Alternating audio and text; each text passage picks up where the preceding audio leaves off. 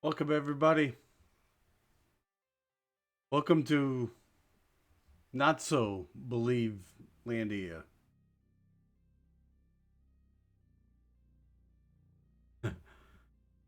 I'm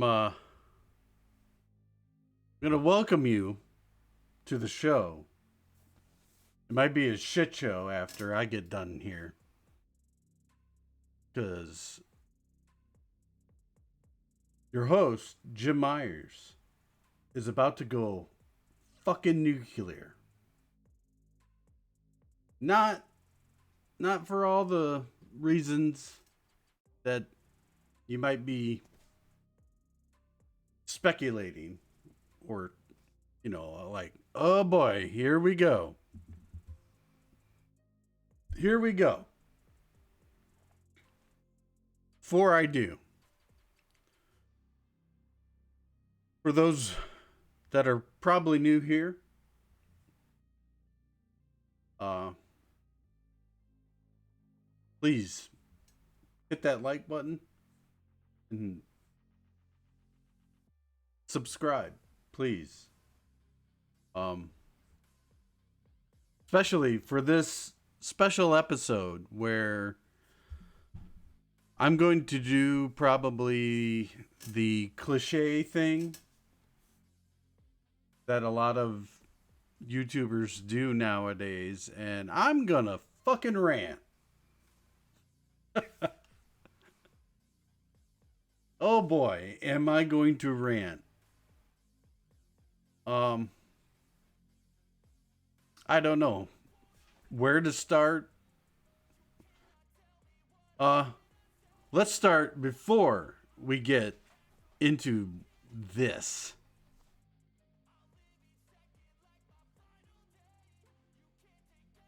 Congrats to the Cleveland Cavaliers, the number one seed. If nobody's paying attention to the NBA playoffs, the Cleveland Cavaliers swept the Miami Heat and made them absolutely look like what an eight seed should look like, and they absolutely do not belong in the playoffs.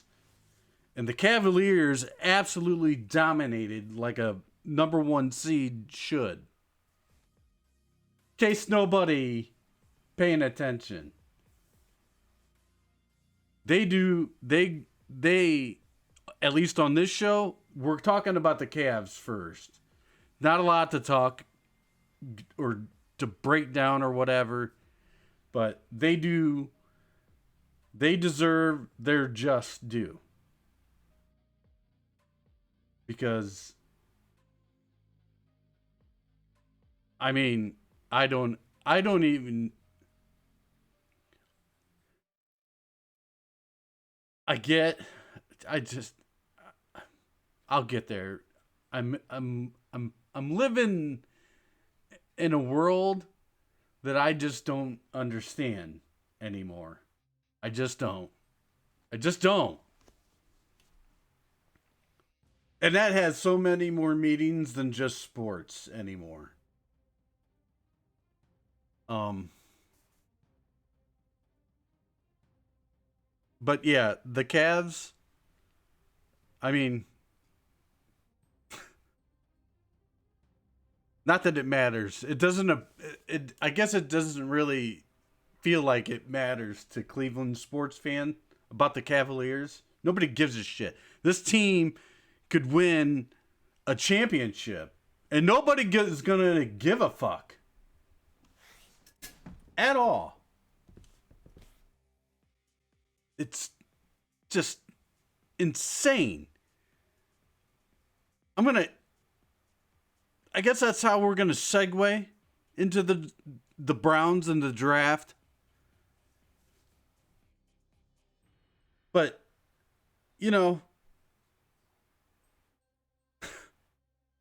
we have the Cleveland Cavaliers that have a legitimate chance to win two championships in a 10-year span.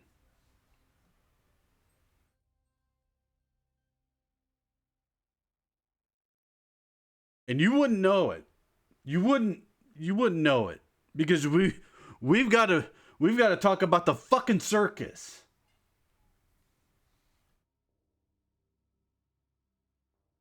And a franchise that is just absurdly and probably in some ways illegally unserious about winning football. It's all about the lights and the circus and making it look like, we're putting together a team or building a winner. But you're really not. You're really not. You're just spinning the same fucking wheel that you've been spinning for fucking 20 some years. Doesn't matter who the owner is, doesn't matter who the GMs are, doesn't matter the executive vice president or who the fuck cares. Or all the above. All collectively.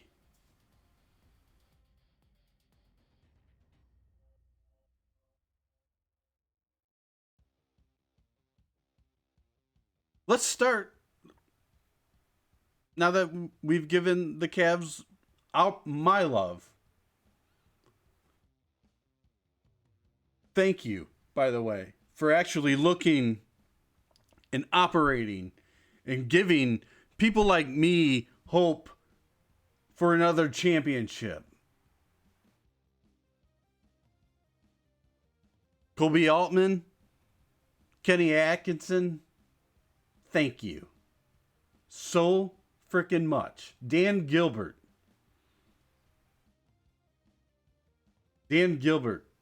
also doesn't get the love that he deserves from Cleveland fan. From this guy to you, and you'll never watch it, but thank you so freaking much. No matter what happens in this playoff, can be as disappointing as what the fucking Browns are doing.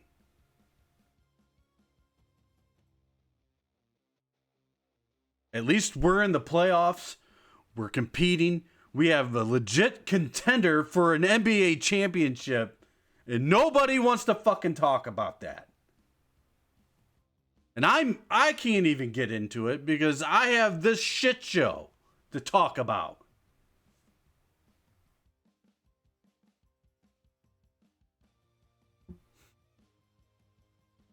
What are we doing? Let's back it all up. We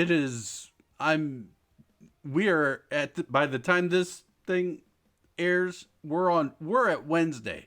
We're almost a complete full week from the first round of the draft, which is way too fucking long, by the way. God, I'm burnt out before Saturday. I'm burnt out Friday. Just because I have to stay up so goddamn late.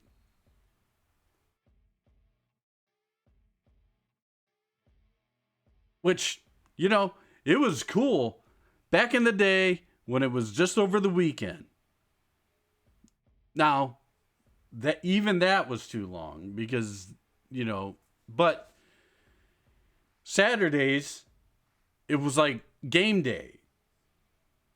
And the fact that it's starting to get nicer out and warmer, people are, those would be the first cookouts of the year.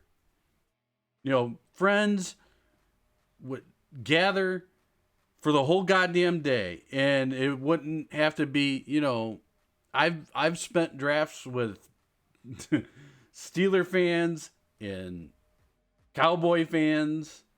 And the fun part is we're all young. We just give shit. Give each other shit, right? And that's fun because it's like game day, right? You know,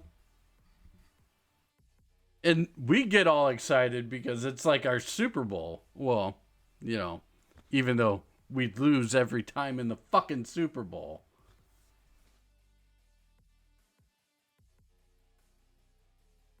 I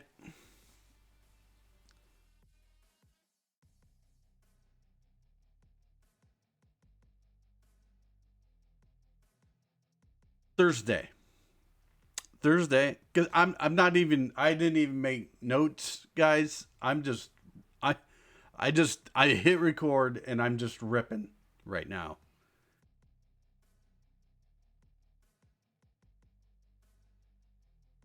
Wind it all back last Thursday, and throughout the whole day, I woke up. I woke up relatively optimistic, like you know the I kind of thought more about it. The more I did like a lot of mock drafts for this thing because I'm doing this stuff now and it's a fun exercise to get you to draft time. I'll admit that. I have poured over way too many scouting reports to even I'm not even a McShay or I guess oh by the end of this I might be just like Mel Kiper and I'm just gonna lose my fucking mind.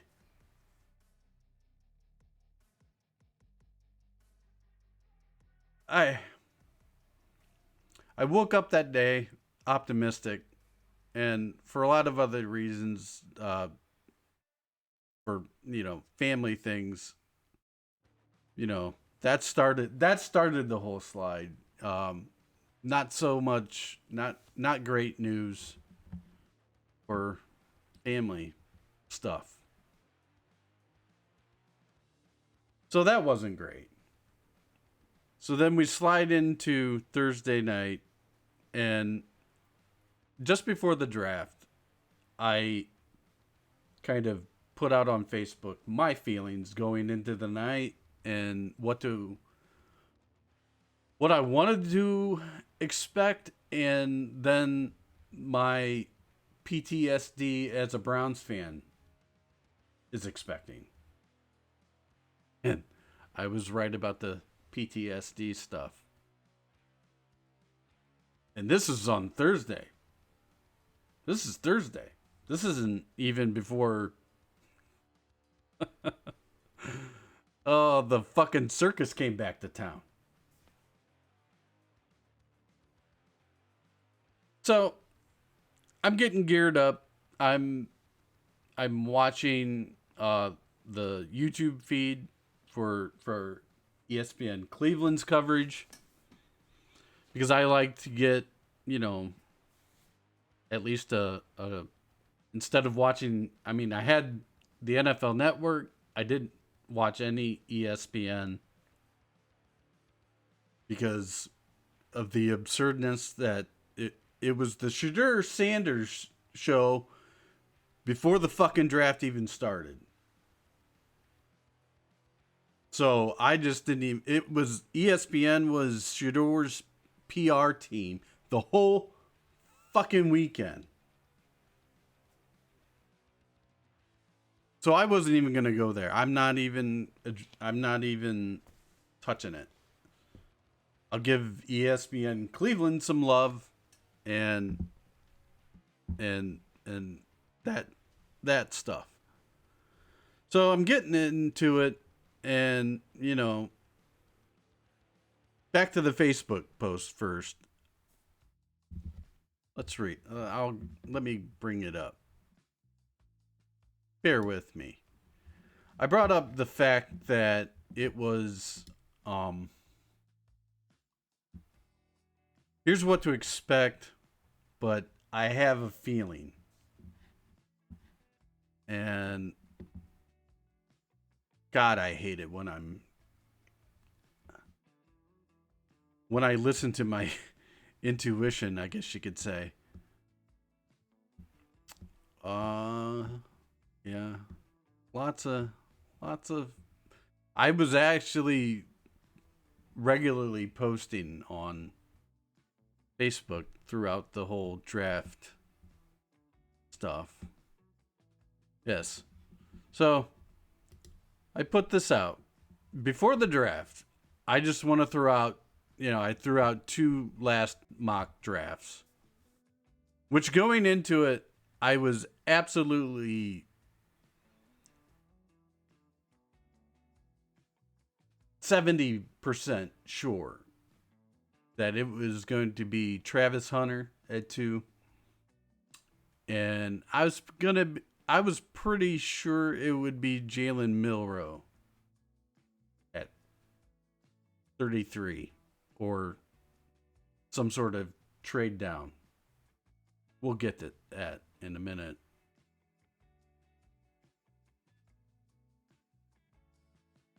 But yes, before the draft, I just want to throw out two last mocks and some thoughts. This draft can, and probably will, go a different way than what us Browns fans are expecting. I just have a feeling, or PTSD. If the Browns stay at 2, and if the Browns stay at 2, it should be an easy pick between Travis Hunter or Abdul Carter. More than likely, it really was starting to sound like Travis Hunter. And I was getting behind that. The only other player that I've found, if you keep an eye on, if the Browns were to trade down, would be Jalen Walker, the linebacker or edge out of Georgia. I didn't, because I expected them, if they were going to trade down, it was going to be either uh, not at 5. 5, I had thought about the Jaguars, and I think I've done some mocks where I traded with the Jags, but I figured it would be in that six to 8 range, because I figured the Jaguars, they would they might there would might have been a chance for them to jump up to 3 for like Abdul Carter, or I don't even know why they would draft out Abdul Carter, but you know what I mean. There was nothing coming out about how, you know, as we got like 15 minutes from the draft, that their GM, their very young GM, was dead set on making a splash and doing. I gotta give him some credit, doing what needs to be done when you're in the draft like that, and you're at that point where you need to take impact players to turn your franchise around. Get there in a second. But talking about Jalen Walker, he seemed to be like a sleeper that nobody was really talking about, but he was very highly rated amongst the rankings as far as draft prospects. And if the Browns were to trade down, he would be somebody. He immediately, for me, jumped off the page as a guy that Andrew Berry could be looking at, instead of, Abdul Carter. You'd get Jalen Walker and then extra picks. That seemed to be the feeling that I was having, that they were more likely going to trade down for Mason or for Mason Graham, I didn't even see that coming. More on that. Uh, he seems like a sleeper that nobody is talking about, but is one of the top players in this draft. Also, the Browns have talked to him multiple times, like at the combine, and then he was the only other linebacker other than Nick Martin that they brought in for uh, a visit.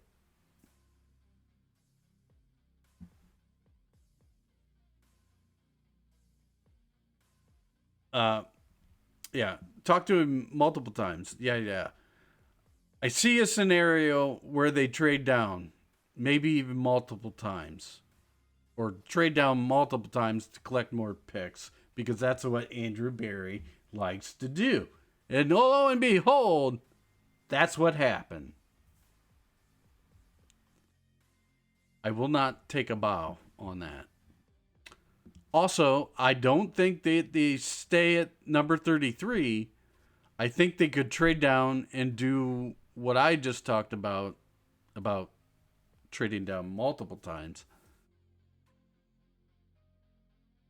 because that's what this team loves to do is collect more picks.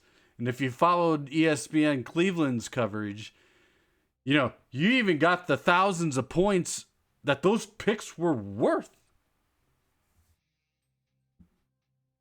And very all caps, I hope I am very wrong. Happy draft day. Laughing emoji, upside down emoji, cussing emoji, crying emoji. Yeah, I had a feeling. I did that at about 5 o'clock last Thursday.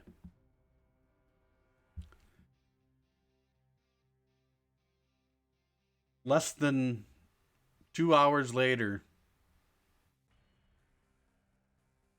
2.5, they're trading. They're trading the number 2 pick for the 5th pick and the 36 and 126 and a first rounder next year. Hey, I was all for that when that happened. Okay, so Travis Hunter and Abdul Carter are off the board at that point. There's no way that they're getting one or the other. So my original theory about Jalen Walker still is in my mind. Oh boy. So, Cam Ward goes 1. Unshockingly, the Jaguars select Travis Hunter. And he was genuinely surprised. He barely had any conversations with the Jaguars. Uh, but good for him. I became a fan of Travis Hunter. The kid genuinely loves to play football on both sides of the ball, and he's very good at it. I was sold on the fact of him as a wide receiver, and then depending on how the other side of the ball shakes out, and maybe you draft another wide receiver later in the draft, and you hope you know some guys step up to where you could eventually move Travis Hunter to corner. You know, maybe not to replace Denzel Ward, but like he's injury prone with concussions and other injuries. You know, and then on top of that, MJ Emerson and Greg Newsome are they're not doing it as a solid opposite outside corner or corner 2 or 1A or 1B or whatever.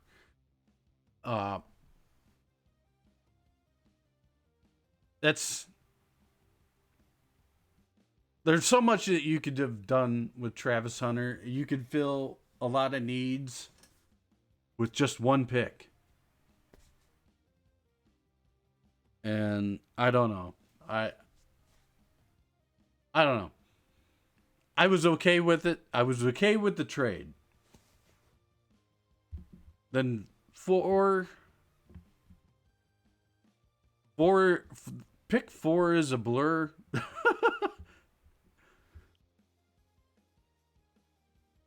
Or pick 3, yeah, pick 3 was Abdul Carter. Pick 4 was,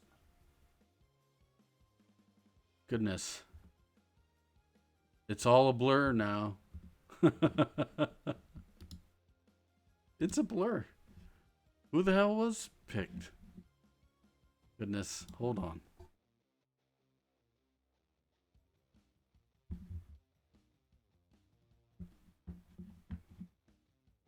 All right. Pick 4. I got to do this right. I'm sorry before I get into a giant fucking thing. Will Campbell went to the Patriots. Jesus. Yeah. Then we get to 5.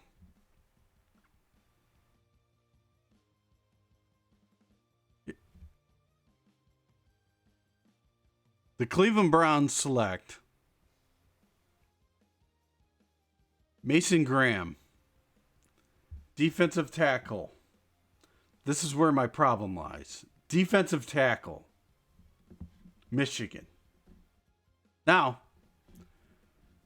here's where it starts going. Just everything starts to become a fucking blur for the rest of the night. I barely even saw Ashton Genty get picked at 6. And then I had to catch up from the rest of the draft because I was just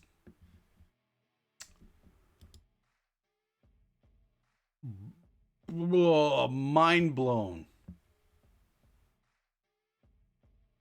Let me talk about this first. What I have up here. You walk into number 2. And this is where the Cleveland Browns are at, right? Now, whether Andrew Berry wants to admit that or not, that's, it's very obvious they're living in a different fucking universe that I'm currently in. Again, I'll take you back to the first thing one of the first things I said. I am living in a fucking world that I just do not understand anymore. You walk into, you need impact players. More specifically on offense. Your defense, I've got news for some fucking people. Your defense is not as good as you want to fucking think it is. You still need. They walked into this draft, okay? They walked into this draft that, just from the defensive side, let me take you on the defensive side of the ball first, because, apparently that's where they wanted to go anyway. You needed a safety, a quality safety, to go with Grant Delpit to replace Juan Thornhill. Goodbye, Juan Thornhill. You needed to address that. You needed an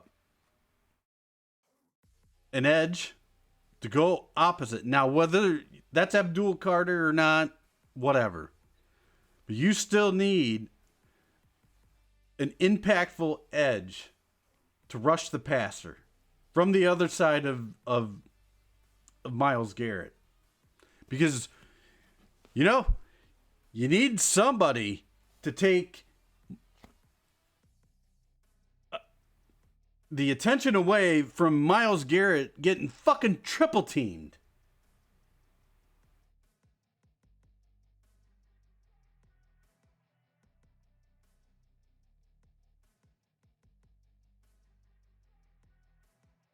So, as for me, the way I see it, safety and edge,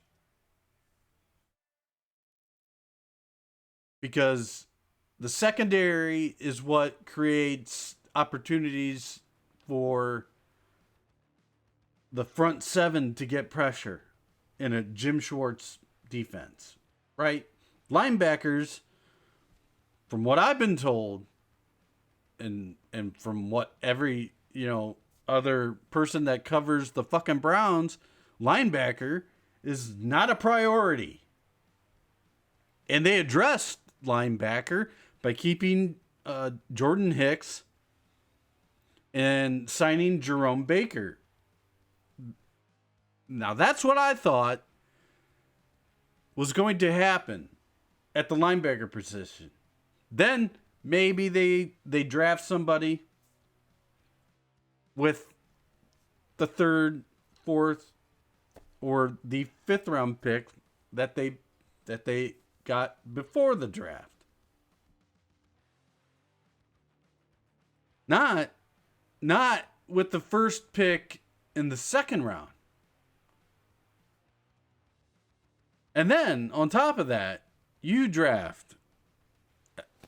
Now, I'm going to address this first and foremost because this is what immediately that people started jumping on. Every Ohio State fan just doesn't like the pick because he's from Michigan. No. No. No. No. No. It doesn't help. It doesn't help. But in the household that I have, from my dad and friends, family, back in the 90s, let me take you back. Okay? This is how old I am. Early 90s. I can't give I think it's like 1992. Just let me take you back. One of my favorite goddamn Browns ever is Steve Everett, a former center. He was a fucking wild man, and basically he's instead of guard, he's a center, but he was essentially Wyatt Teller.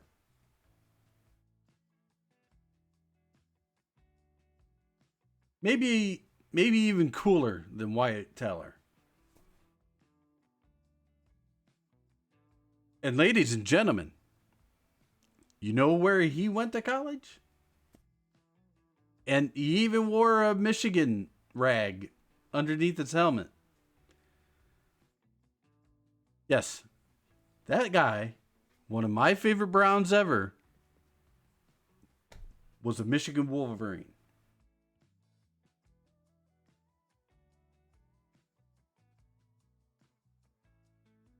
One of my favorite tight ends that I can't remember his name. Not exactly one of my favorite Browns ever, but I appreciated the way he played. I don't. Now I'm gonna have to look him up.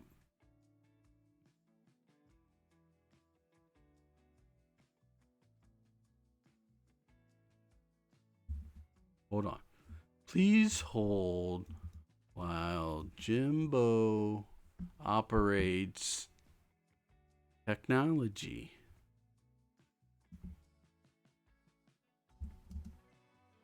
Let's see if I can haphazardly do this.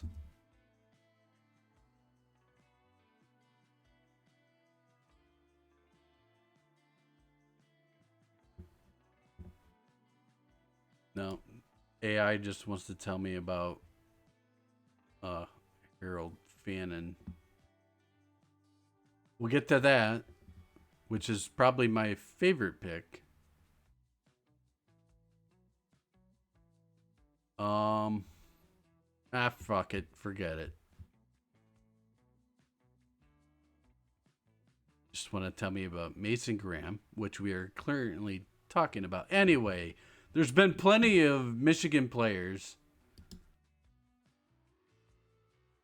that Browns fan, Ohio State honk Browns fans have liked.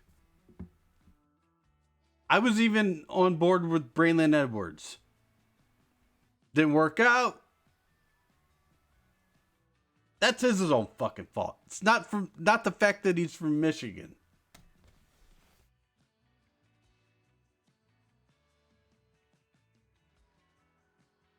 Oh man, and now it hit me. One of the corners used to play at Michigan. There's been plenty of fan favorites on the Browns that have come from Michigan. I don't understand. Like Jabril, everybody's scared of everybody wants to point to Jabril Peppers. Well, Jabril Peppers was a fucking asshole. That and we didn't need a safety then.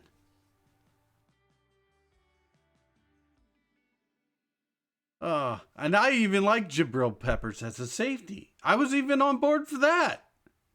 I don't know where this narrative, just people just jumping on right on top of it before anybody can even fucking explain themselves. But let me explain this whole fucking Mason Graham thing.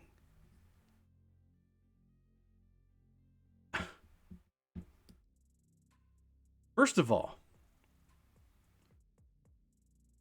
the Browns don't have a giant. I mean, they have a giant needed defensive tackle. But the way they play their defense is, it's not.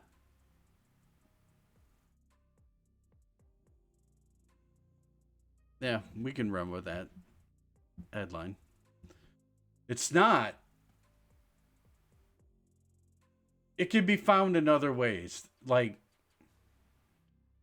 here's my problem with Mason Graham. He is 6'3" and 290 some pounds. Now that might work against Alabama State and Western Michigan, even Ohio State.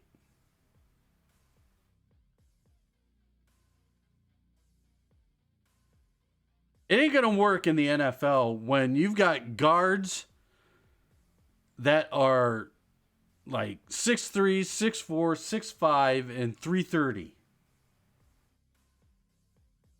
Now, all I heard was, and I had a different recollection of Mason Graham.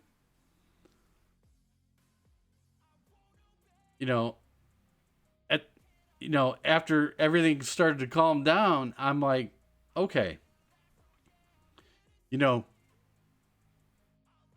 maybe he has a mean streak in him. And you tell me, if you're a Michigan fan and you're watching this and you're about ready to shut me off or whatever, tell me in the comments, like, what good, like, nobody has yet to explain what Mason Graham does good on the defensive line. All I heard was he was a really good high school wrestler, because that makes a fucking difference on the defensive line.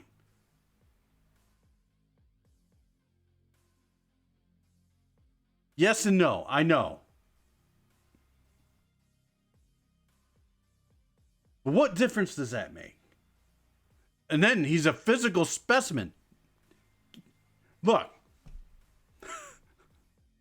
this guy is about as unintimidating as it could possibly get. I'm fucking sorry. The guy's got a baby face with a mop head. And he looks like the Pillsbury Doughboy. It'd be different if he was like jacked and just big and 6'5" and 300 pounds, or 6'4", or over 300 pounds. There's nothing intimidating about this guy. He's a great teammate. What he did in the draft green room, staying with Will Johnson till the end of the night, good on him. And that's great. And that's great for the locker room. Maybe he is a great teammate. But if I'm picking a guy, I mean, everybody's a great teammate. If you've made it to the NFL at this point, at one way or the other, you're a great teammate. I'm looking for that. But in the top 5 of the NFL draft, I need difference makers. I need, you had Abdul Carter and and Travis Hunter.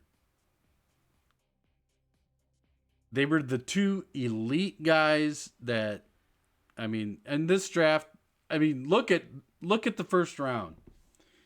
It was just all defensive tackles, defensive linemen, offensive linemen. Mostly. I think I counted 18 offensive or defensive linemen. If we're going to call edge rushers defensive ends. I don't hate the pick. It'd been different. It'd be different if they traded down to 8. But somebody, please tell me, what is the difference between Mason Graham and any of the other defensive tackles that went in the first round? What's the difference? I couldn't tell you. Out of all the mock drafts and all the scouting reports and the people that I looked at who could possibly be picked for the Browns, it was not Mason Graham. It was not. I'm sorry. And I don't understand how even Browns fan isn't a little baffled right now. Even still, on a Wednesday. So, okay. Everything calms down. I'm just trying to talk myself into the pick at this point. I'm still baffled. We got a 1 for next year. Okay. So, are they just throwing in the towel and they're just, trying to upgrade the defensive tackle position because they do need to? And are they just going to look at all I heard people yelling about was, okay, so you build your team from the inside out with the offensive line, the defensive line. Okay, so next pick, whether it's 33 or 36, is going to be, I was fully expecting an offensive lineman, a tackle, or a guard. And I was fully expecting them to trade 33 because then people would be freaking out about Shadur. Where's Shadur? Where's Shadur? After the Jackson Dart, the Giants trading back up to take Jackson Dart.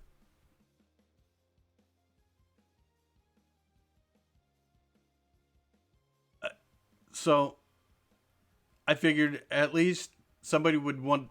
That's why they got 36, is so they could trade 33. No.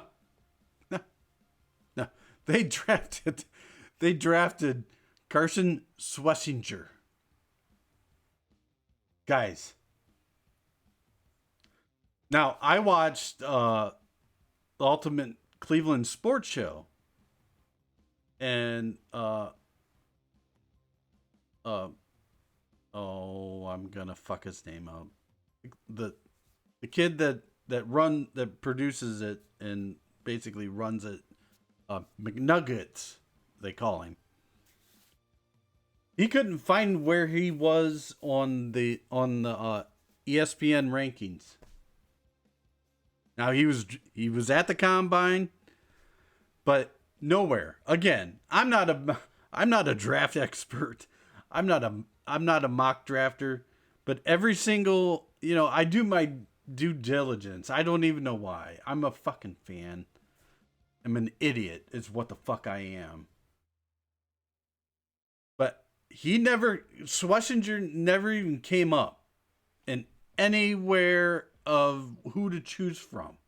As far as, where you're at in the draft and the draft board that for the selection of players. He wasn't anywhere even near. I didn't even see his name. I didn't even see his name. Like, there was like no linebackers until like the third and fourth round. Unless it was, not even JD Tui Luamau. I just call him Tui as a Buckeye fan. And again, it's where they're picked.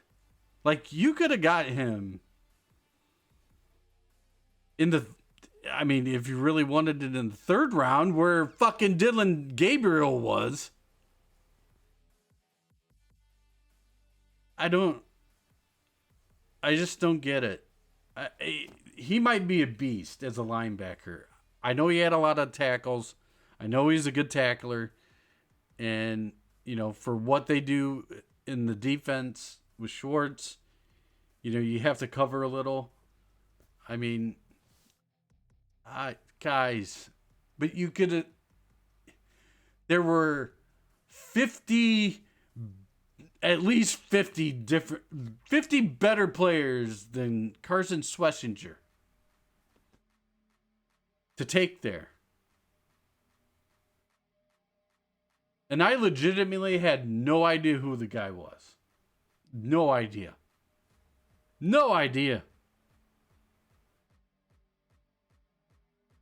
I still don't, really.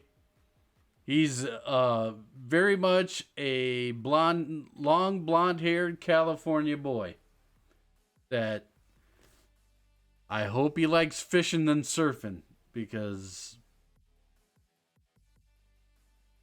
there ain't no waves to really surf on in Lake Erie. Oh my God.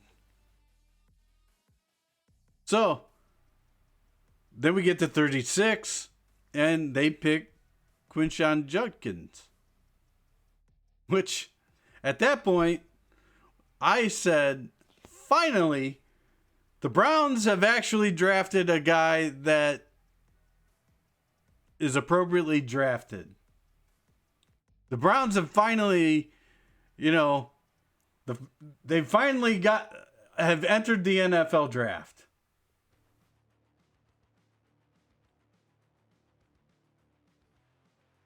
Then, next time up, they pick Harold Fannin Jr.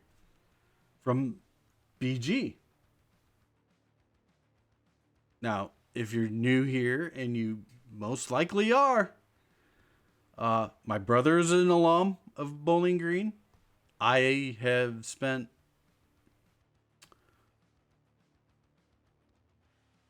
more time than I probably ever should have on the Bowling Green campus or around the fine establishments and the fun environment that the Falcons provide to the community. Was that good? Was that a nice polished way of saying, yeah, I fucking partied in Bowling Green more than a few times. So yeah, I was pretty stoked. And they had one tight end on the roster. And now they have two. So there's your starting tight ends. And they don't have anybody else behind them. Cool. Which I thought, okay, we got Fannin. He was one of my top picks that I mocked. I didn't think that they would be in a position to get him, but cool. I'm all for it. At this point, Judkins and Fannin, I thought we were back on track. Okay? We're just filling out, not main positions of high need, but we're filling in the gaps, right? I mean, we absolutely needed one of the stud running backs, especially in the second round, out of Judkins and Caleb Williams, who went to fucking Pittsburgh. Oh. The one thing the Steelers know how to do is hurt Browns fans. Will Smith, Jack Sawyer, or Will Smith, Will Howard. God. Rest in peace, Will Smith. Jack Sawyer, Captain Jack. Fuck. Of course. They go to the Steelers. And I would have probably rather had Will Howard than Dylan Gabriel. We'll get there. We're almost there, kids. And then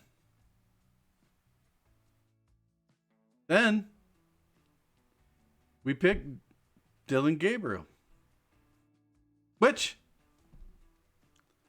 I just kind of went, huh?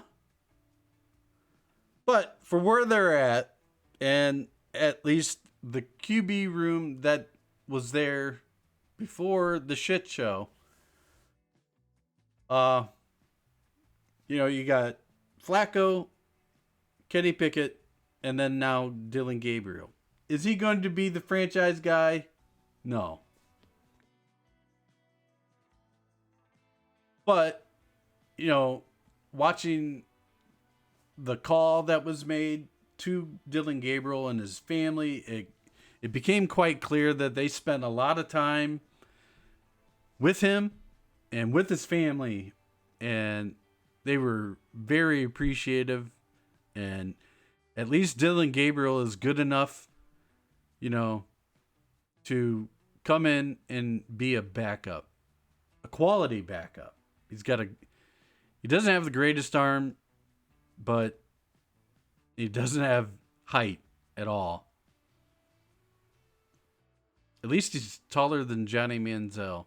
And don't fucking say Johnny Manziel was 6 foot. Johnny Manziel was not 6 fucking foot. Sorry. He is taller than Kyler Murray or Russell Wilson or Tua. But whatever. I mean, everybody. I saw a great comment in after the selection was made in ESPN Cleveland's YouTube chat, and a lot of people were mad about a short quarterback and all this shit. And I have to call it out too. I forget his name, but he said something along the lines of it's pretty hilarious that we got a bunch of Baker bros in here bitching about a QB's height. Calling spade a spade. Let's talk about Baker. Yeah. You want to talk about a guy who might be legitimately 6 foot. Whatever, man. I was just at whatever at this point. We were just basically, I've even said it on here a ton of times. 2025 is a wash. It's a wash. It's to get to 2026. And that's what this is. Even with the shit show. I mean Sanders. But okay.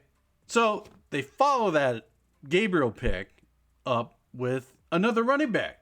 One of the top running backs in this loaded class, Dylan Sampson, which I didn't realize he wasn't really that small. Not small. I mean, he's 5'9", but I mean, it's okay. But he's more of a third down speed back, which is a nice compliment for Judkins, right? Also means the likelihood of Nick Chubb not coming back gets a little thinner and more unlikely. So that's a bummer. But running back room looking pretty good. At least we got that, guys. So I'm thinking, okay, so if they're loading up on the running game and the line, defensive line at least, I mean, we got to go, some sort like offensive lineman, some way, guard or a tackle or a guy that could do both. Because that's what the Browns like, is versatile offensive linemen that can go, that they can switch in and out if they need.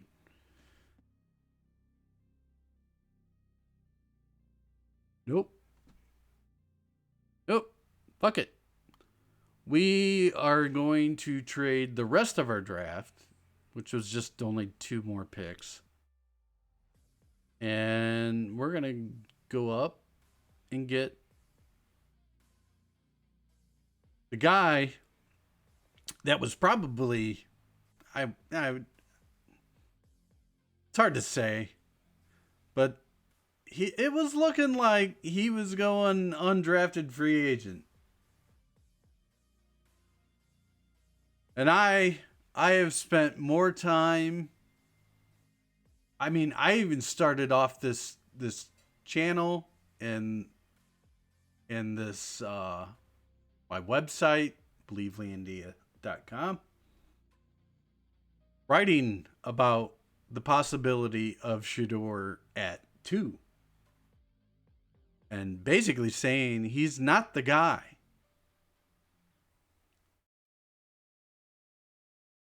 And this has nothing to do, I mean, when it gets to the 5th round, and I've said more so it would be because of Dion, his dad, and not because of who he is, but the fact that he had already, in like the whole lead up to why the Browns weren't drafting him at 2, other than to get like Travis Hunter, Dion had come out and said that he didn't want his son playing for the Browns.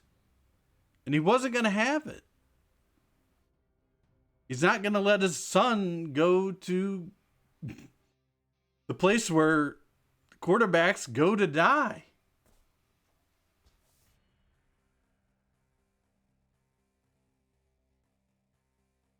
So,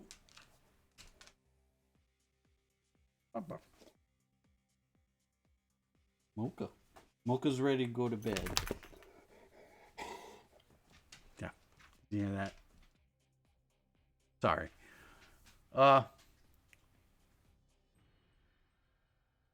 So yeah, we get to Shedeur, and for the 5th, I understand. It's easy. It's easy to take a flyer, and the quarterback room is empty anyway, and I understand. The guy is super accurate. I've mentioned it many times before, and I understand. And he's probably the perfect quarterback that Stefanski is looking for.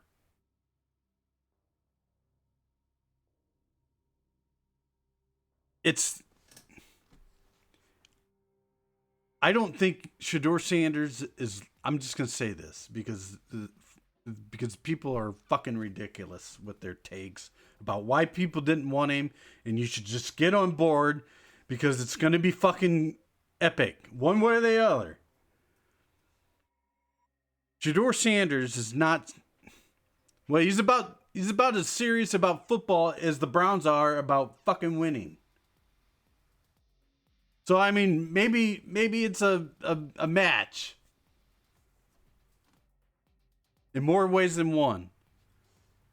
My problem here is, especially, it's more my problem is it'd be different if you had a strong culture in the locker room that could hold him accountable. You know, a strong presence that just got done. Just hold on. Yeah, I'm totally off kilter here, and like I said, I basically am winging it right now because I'm fucking tired of this shit. The Browns. My problem is more so on the Browns because I'll get to this in a second. But two separate. This feels like, guys, the Browns are operating like in two separate divisions of the front office. You have Andrew Berry and Stefanski making decisions like Mason Graham and Carson Schlesinger and even Harold Fannin and Quinshawn. Then we make, and even David or Dylan Gabriel. So whether you liked it or not, and I didn't, they were selecting players that they felt safe about.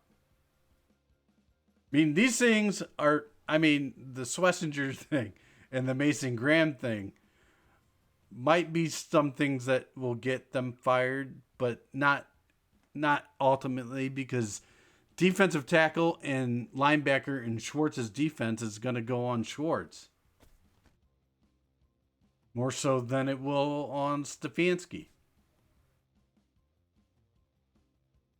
You know, on the offensive side, it you know, I don't know. I was all good with Dylan Gabriel like being the Browns' backup quarterback for, for however long Kevin Stefanski's here, until we got to fucking rebuild it again, which will happen.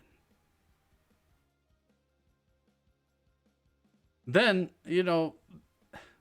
this team. Here's the thing with my whole thing with the Shador pick. You need to rebuild this culture. You just got done with the Deshaun Watson circus and all that bullshit. You're still dealing with it. And yeah, in the locker room, it's not a distraction, but it's gonna be, because you're gonna have this guy. I was talking to my brother about this. It does with Shador, and this was before the Browns even took him. It doesn't matter if Shador gets taken at 2 or 200. The immense pressure to start him doesn't change. Doesn't change. You could say, well, he's a 5th round pick and he's going to have to work his way up. Give me a motherfucking break. You just might as well just make him the fucking guy.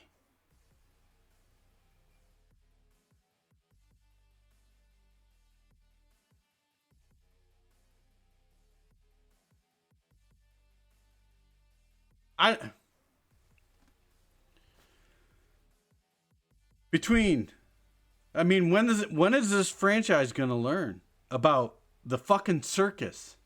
They they love the fucking circus. They love the headlines. They love everything that isn't about winning football.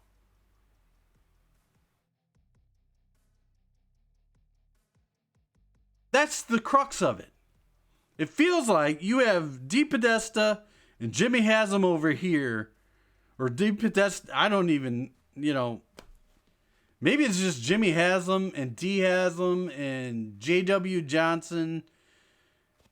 They're over here, and you got D. Podesta and Andrew Barry and Stefanski over here. Maybe Jimmy Haslam is the one that creates all this fucking division.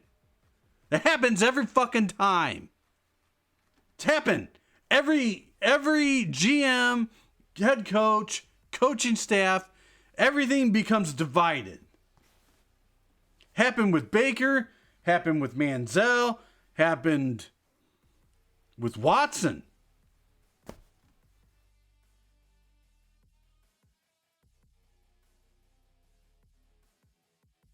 Very hard. I mean, it's just very hard to be a fucking Browns fan anymore.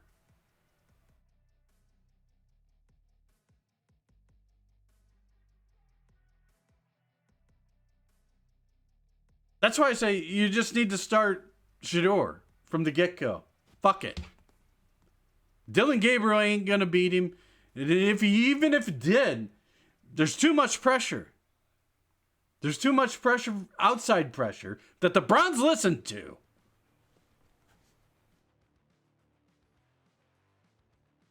I could live with Mason Graham and Schlesinger and Fannin and Dylan Gabriel and Sampson and Judkins. And they can look at this draft and say, we're just filling in our team. Whether you like it or not. You could say, well, you could have done a lot better here, and here. But you're just inviting the circus back. You're not even inviting it back. You're just putting in more fucking. You're putting in more attractions. A fucking clown show, people. It's a fucking clown show, and all you're gonna do is. I'm just watching for the Lions to eat the fucking clowns. Not like the Detroit Lions, like at the circus, and the lion tamers are horrible, and they go loose, and they eat the fucking clowns.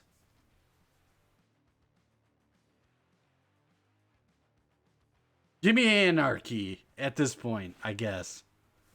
Start Shador. Let him start. Watch him shit himself because, I hate to break it to people. Well, he's a pocket passer. He's a very accurate pocket passer. He's not a runner. He has elite accuracy. How many people did you see running around last year with the Browns' current offensive line that couldn't stay healthy?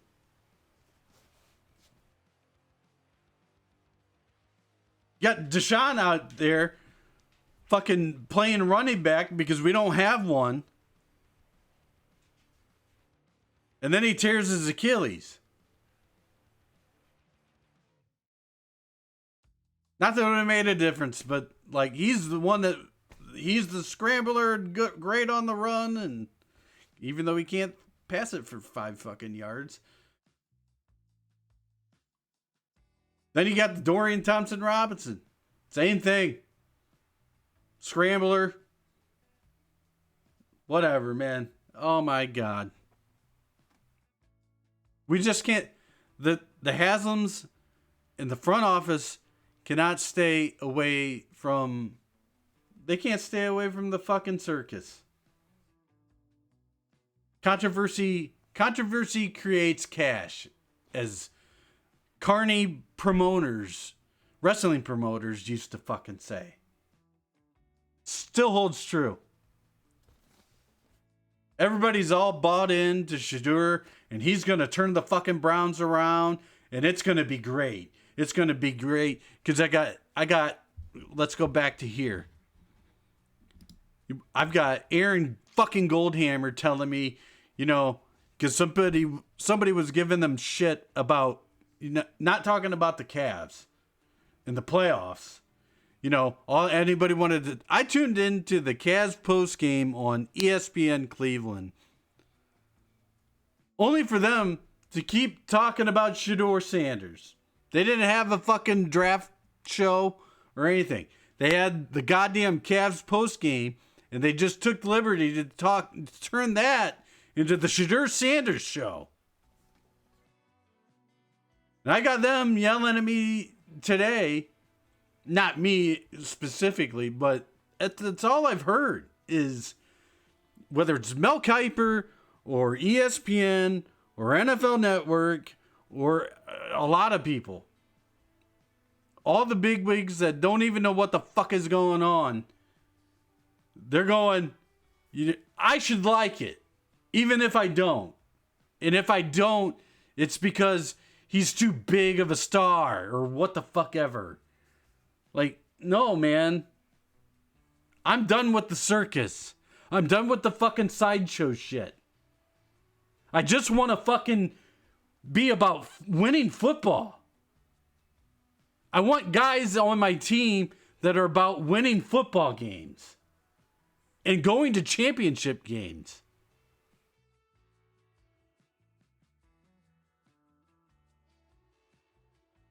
Why can't that be a thing? You know, you want to do other things. You want to be a rapper and you have your own documentary series and things like that. I mean, cool. But how about you actually, you know, make it about football? Not your next single or, you know, getting Louis Vuitton bags and filling them with fucking $100 bills or what the fuck ever. God damn, man. You do that after you win Super Bowls.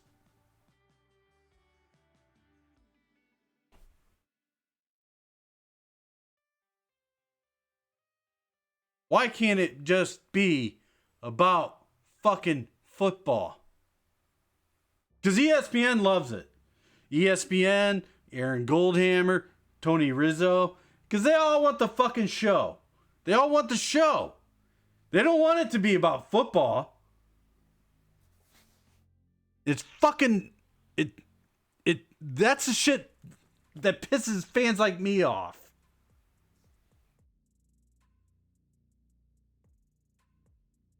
You get to do that when you're good. Not when you walk into the building somewhere and you still need to prove your fucking self. But everybody just wants to skip all that. Just let's fucking skip all that. It's not about that. It's about tickets and jersey sales and ratings and all this fucking bullshit. It's not about winning football.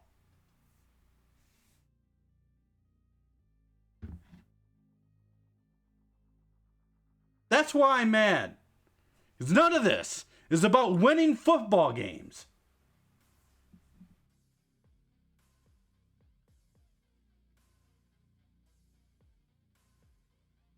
I hope I'm wrong. Again, like I had said at the beginning of this, I hope I'm wrong. God, I hope I'm wrong. Like me and my brother were talking about earlier about Shedeur. All this stuff getting thrown in our like people like us. I'm not actively hating Shedeur Sanders. No Browns fan should be rooting against Shedeur Sanders. I hope the kid I hope there's some part of him that got humbled in this process and understands you need to come in and focus on football and do the work and work your way up. Sooner than later. You got Kenny Pickett, Joe Flacco, and Dylan Gabriel to fucking beat out. If you're that fucking great, and you think you're confident that you're this elite legendary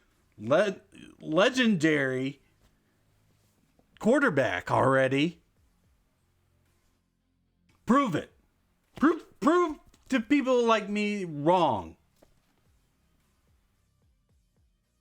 Make it about football. Make it about winning football games. Meaningful football games. That's all I got to say anymore. I had to get on here and press record because it was getting late in the tooth. Did it make the Browns draft? Did the Browns draft make them better? That's a question I'm going to leave you with. You can answer that on yourself. In some aspects, yes. In other aspects, no. They're right back. The right back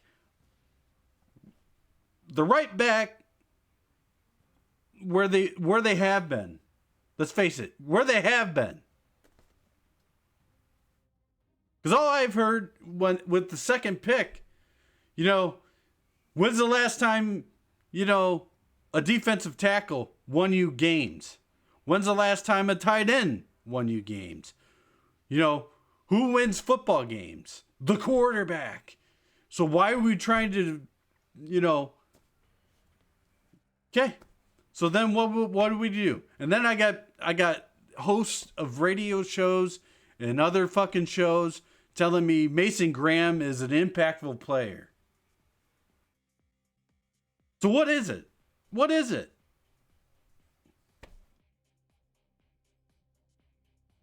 You had people making fun of the Patriots because they're picking a offensive tackle when they could pick other players.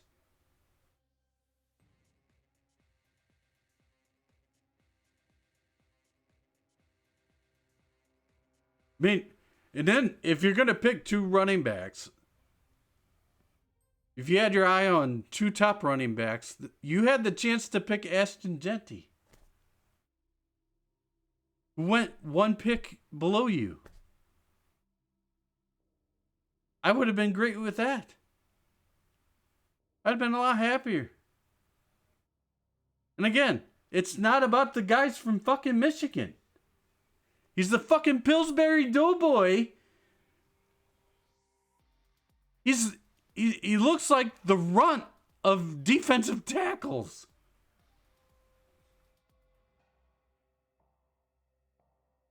Take away from the fact that he's from Michigan. Oh, he was a 2-time All-Pro. That doesn't, that's a rare thing and all that. And, he's all about physicality. And he did all that to Ohio State. Yeah. They also fucking cheated. You can be a really great player when you're fucking cheating.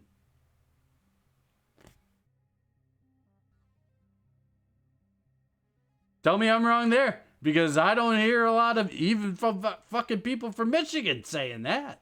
You're dead in the water.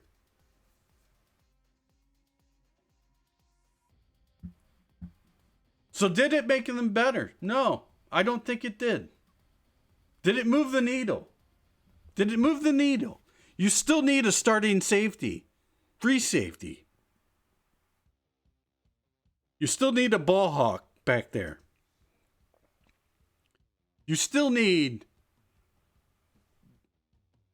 a number 2 wide receiver or 1A, 1B type of receiver. You have Cedric Tillman. I'm sorry, Deontay Johnson, who I guess maybe still be with the team by the end of this video Or not. Depends on what fucking mood he's in. But even that, Deontay fucking Johnson, who's been on 5 teams in 2 years. A year and a half. Not even that. 5 teams in 13 months.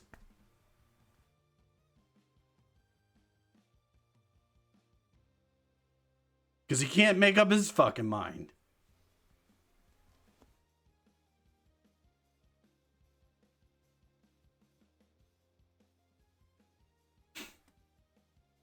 So are the Browns better? No.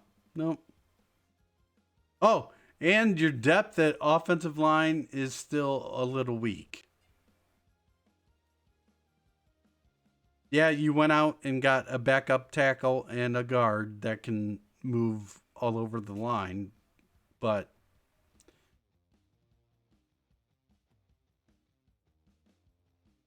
I don't know.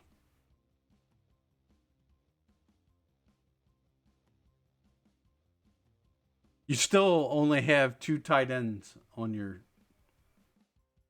roster.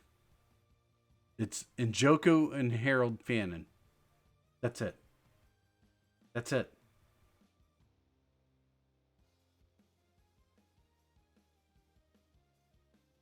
But I mean, you have more quarterbacks than you do tight ends.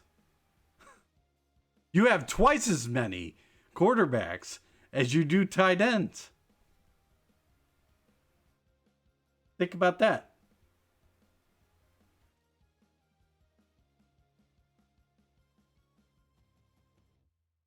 I had to get on here and I had to give my 2 cents in.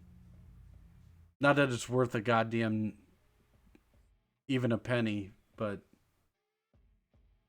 you know, this is Believelandia, and I've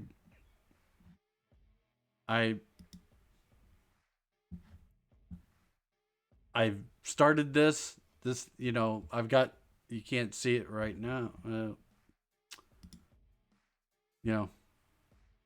Believe, hard to believe in at this point, but and the Browns and Buckeyes behind me, and the Cavs.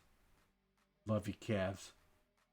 You get no love from a lot of other places, but thank God, thank fucking God for the Cavaliers. Honestly.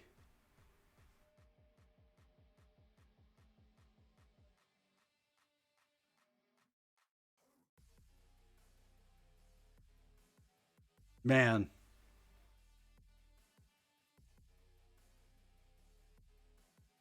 All right, guys. That'll do it for me.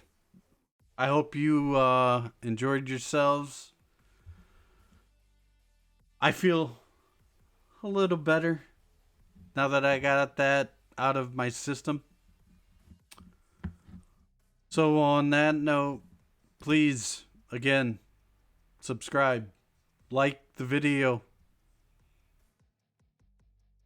Tell me if I'm wrong or I'm just a delusional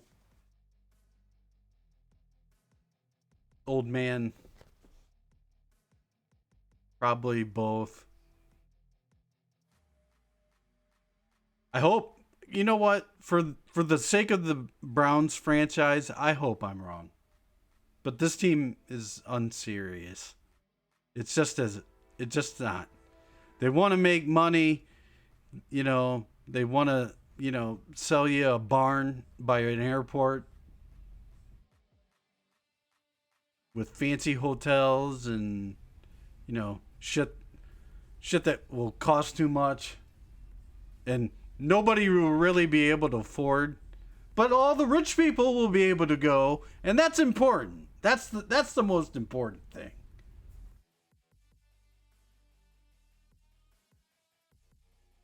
The dog pound isn't the dog pound. I mean, the dog pound isn't even the dog pound now that I grew up in. People fear for their fucking lives at Municipal Stadium. Players.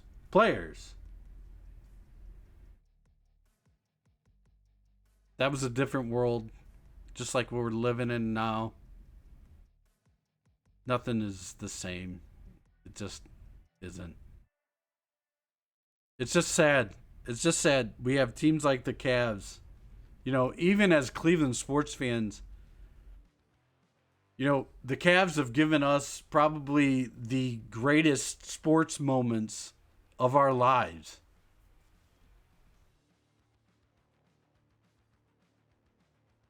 Shout out to Kevin Love. Rest in peace to his father. I'm I I'm another guy. Nobody won in Cleveland. I did. I was a major Kevin Love fan. I still am. And the shit that he's gone through, and then mentally, and finding himself and meeting the love of his life, having a kid, and then I'm going through the same thing with like he did with his dad, and I feel for him. I do. Rest in peace to your dad, Kevin Love. Doesn't mean anything, but I can. I'm about to go through that myself, and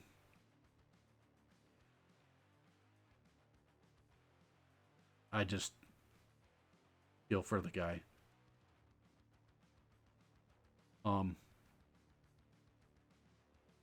So yeah, thoughts go to Kevin Love and his family. Um. Yeah, the Cavaliers. I mean, I'm sure ground level they do. I mean, they don't have to pay for a thing when they're in Cleveland. Um. But this Cavs team deserves all of our heart and soul.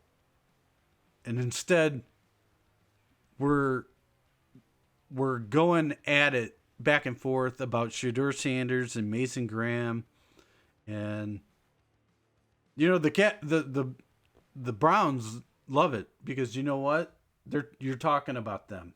You're talking about them, then the Guardians or the Cavs, the number one seeded Cavs of the East that just got done sweeping the Miami Heat. But yet, we all want to yell at each other about Shadur Sanders and whether or not he's going to turn the Browns around as a fifth round pick.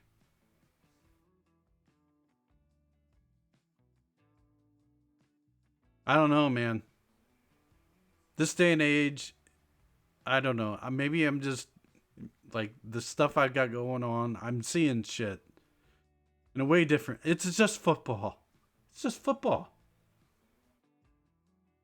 It shouldn't be this aggravating and frustrating.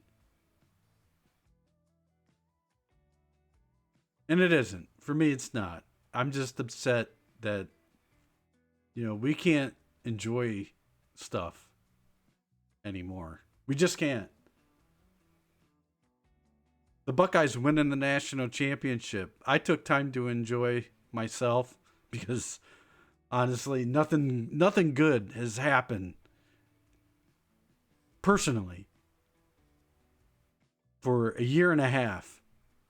And finally, I just took one good thing. And, I had people bitching to me, yeah, but they didn't beat Michigan. I didn't even fucking care at that point. I was super impressed with the run in the playoffs and the championship game. But I took time to enjoy it. I just took time to enjoy the one tiny good thing out of the whole fucking shit show that I've got happening. And yeah. Um we can't even like that. Or I'm not allowed to like that because they didn't beat Michigan.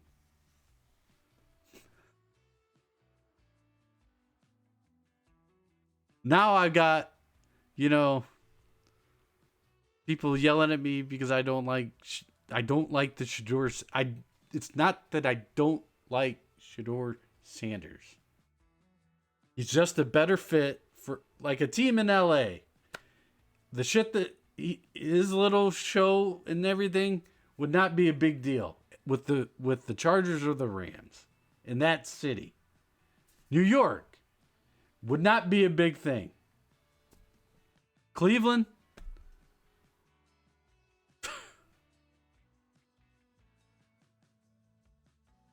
Cleveland ain't built for the Shador Sanders.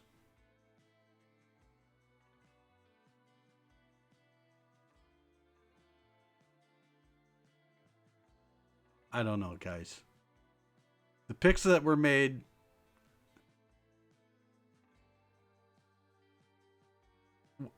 what? How many games is it gonna win you? What impact?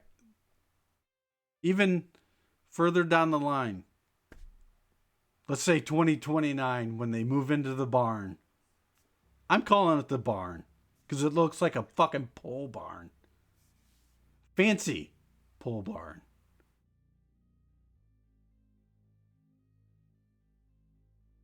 Not that it matters because by 2029, I don't know.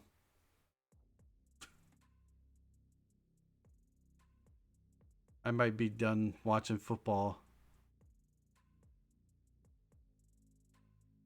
or sports or anything by that time. All right, guys. Wow. I got deep there at the end, didn't I? I apologize, but I guess you could say, yeah, I'm going through it right now. Um I had to get on here. I haven't done a video in a while, and you know, not maybe about five of you are really itching to, you know, listen to what I have to say or my opinion about it, and that's all right. I I started this thing to do exactly what I just did right in this episode is just to vent vent or celebrate or whatever about whatever I was feeling about Cleveland sports or wrestling, which I my WrestleMania mania.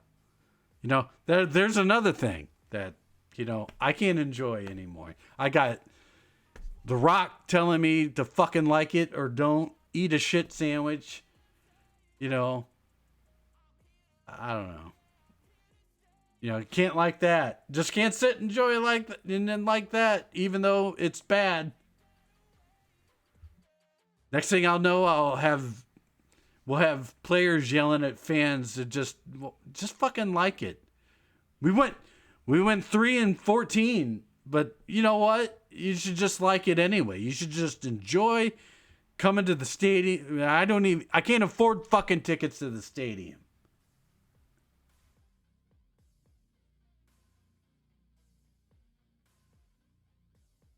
I definitely won't be able to afford tickets in the new one.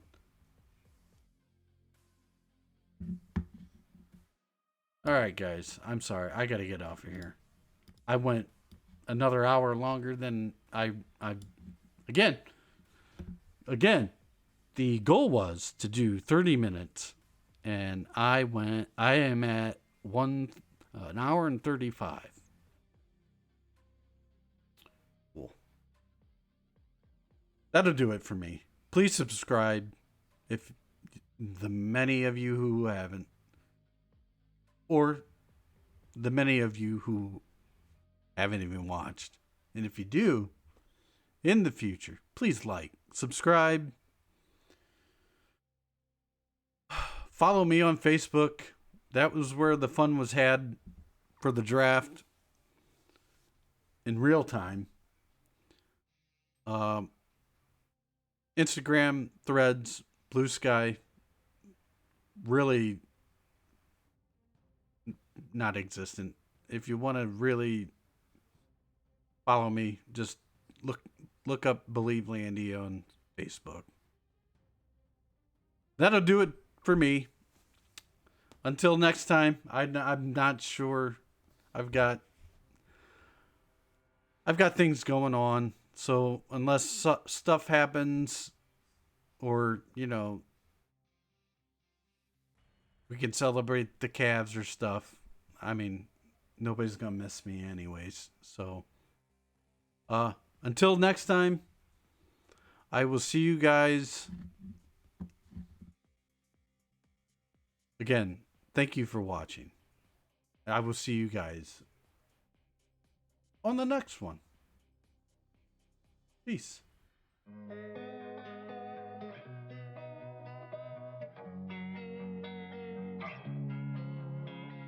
Losing time, I'm fading fast. I just wanna make it last. Try to let go of the past. I close my eyes, embrace the blast. Sleepless nights and headaches stack. Restlessness to hell and back. What's my purpose? What do I grab? A slippery surface, a heart attack. And sometimes you just gotta believe there's something that'll give you relief. There's something that'll have what you need, what you need. We're broken, it's tragic, we're not all elastic, but maybe there's magic, believe you could have it. And I know of sadness, the anxious and panic,